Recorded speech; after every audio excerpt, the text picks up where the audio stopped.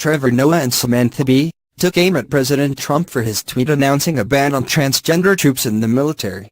Late Night's hosts tore into Donald Trump on Wednesday for his tweet announcing a ban on transgender troops serving in the U.S. military. "I began my day today as I often begin my days, by checking Donald Trump's Twitter feed to see how far the crazy has spread," began Stephen Colbert. "And today, I really think he is off his meds.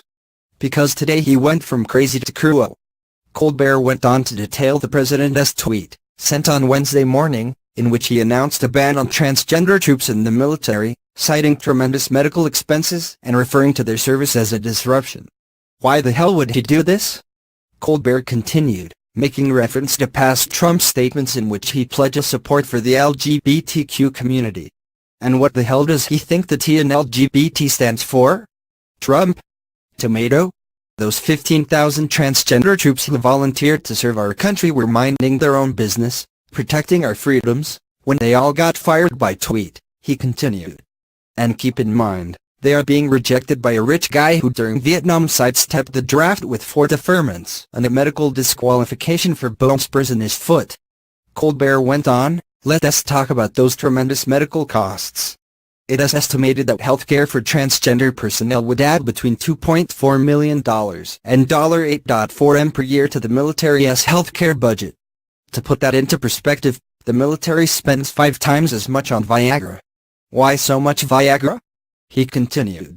"Is that why they don't use bayonets anymore?"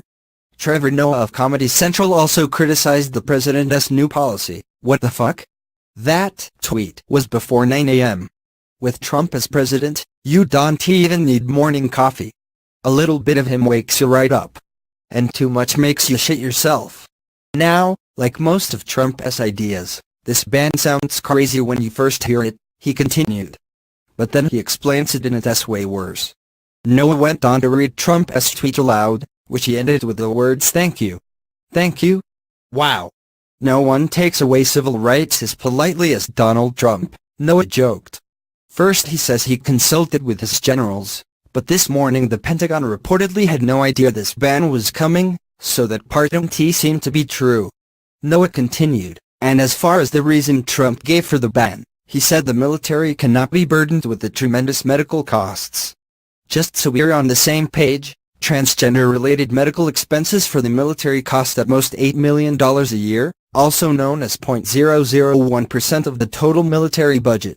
In contrast, taxpayers will be paying $6 million per year just for Trump to visit his own properties like Mar-a-Lago. And that's before he orders dessert. Samantha Bee also addressed Trump's surprising announcement, but began by discussing the president's newest West Wing hire, Communications Director Anthony Scaramucci. "Last week the batshit telenovela that is our government did what any failing TV show does when faced with backstage chaos and plunging ratings," she said. "They replace one of their characters. Say goodbye to head skulker Sean Spicer and say hello to hedge fund manager Anthony Scaramucci, aka the Mooch, aka no really, please call me the Mooch, aka no that's not a stupid nickname, you were a stupid nickname."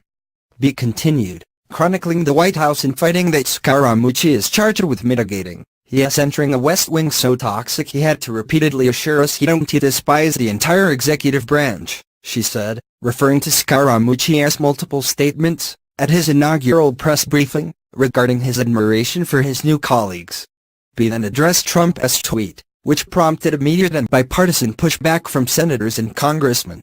"Thank you?" she asked, mocking Trump's sign-off. "Fuck you. I know you don't know or care how government works, that has been abundantly clear, but we don't make bullshit discriminatory laws on Twitter," Bee continued. "That is what Congress is for, and even they don't have your back on this one.